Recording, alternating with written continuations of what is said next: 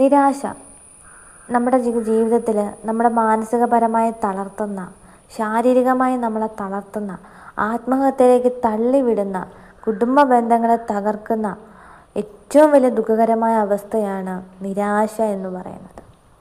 സാത്താൻ അവൻ്റെ ജോലി ചെയ്യുന്നു. നമ്മുടെ ഹൃദയത്തെ നിരാശപ്പെടുത്തി നമ്മെ തളർത്തി അവൻ്റെ ജോലി പൂർത്തിയാക്കും. Praise the Lord. പ്രിയപ്പെട്ടവരെ, ഇതുപോലെ നിരാശയിലൂടെ കടന്നു പോകുന്ന ദൈവമക്കളോട് എനിക്ക് പറയാനുള്ളത്, ഒരു വചനമെങ്കിലും നിങ്ങൾ ഡെയിലി നിങ്ങളുടെ ജീവിതത്തിൽ നിങ്ങൾ പഠിക്കാൻ ഒരു 10 മിനിറ്റ് നിങ്ങൾ മാറ്റിവെക്കണം. ഇനി ദൈവവചനം എങ്ങനെയാണ് പഠിക്കേണ്ടതെന്നും കൂടി പറഞ്ഞുതരാം. നിങ്ങൾക്ക് ഇഷ്ടമുള്ള വചനം നിങ്ങൾക്കെടുക്കാം. ആ ഒരു വചനം നിങ്ങൾ എടുക്കുമ്പോൾ ആ വചനം വായിച്ച് പരിശുദ്ധാത്മാവിനോട് ചേർന്ന് നമ്മുടെ ജീവിതത്തിൻ്റെ എല്ലാ മേഖലകളും, സങ്കടങ്ങളും സന്തോഷങ്ങളും ഒക്കെ കർത്താവിൻ്റെ വാഗ്ദാനമായ തിരുവചനത്തിലൂടെ നമുക്ക് സമാധാനവും സന്തോഷം ലഭിക്കാൻ വേണ്ടി വചനമെടുത്ത് പ്രാർത്ഥിച്ച് വെക്കണം. പലപ്പോഴും ഞാൻ ശ്രദ്ധിക്കുന്നൊരു കാര്യമാണ്, പല വ്യക്തികളും വചനം പഠിക്കുമ്പോൾ വചനം പ്രാർത്ഥിക്കാറില്ല.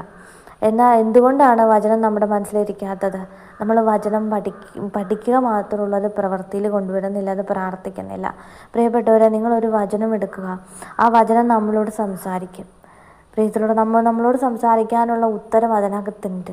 ഒരു വചനം, ഒരേ ഒരു വചനം മാത്രമേ ഞങ്ങളോട് പറയുന്നുള്ളൂ.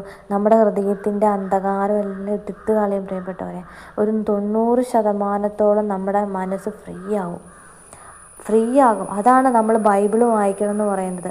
ഇനി ബൈബിള് വായിക്കാൻ ബുദ്ധിമുട്ടാണോ? നിങ്ങൾ ഒരു വചനം കഷ്ടപ്പെട്ട് ചെയ്യുമ്പോൾ നമുക്കത് ഫലമേ തരത്തുള്ളൂ. ഒരു വചനം നമ്മുടെ ജീവിതത്തിൽ പഠിക്കാൻ നമുക്ക് സമയമില്ലേ? ഇഷ്ടം പോലെ ഉണ്ട്. നമുക്ക് നടക്കുമ്പോൾ ഇരിക്കുമ്പോഴൊക്കെ ദൈവവചനം പറയാം അല്ലേ? നിങ്ങളൊന്ന് ശ്രമിച്ച് നോക്കണം. അങ്ങനെ നിരാശയിലും ആത്മഹത്യയിലും ഒക്കെ വളരെ ടെൻഷൻ അടിച്ച് സ്ട്രെസ്സ് കൊണ്ട് ജീവിക്കുന്ന ഒരുപാട് ദൈവമക്കൾ ലോകത്തുണ്ട്. ഒന്ന് വചനം പറഞ്ഞു നോക്കിക്കേ, നിങ്ങളതിൽ നിന്ന് ഫ്രീ ആകും. Praise the Lord. ദൈവം അനുഗ്രഹിക്കട്ടെ.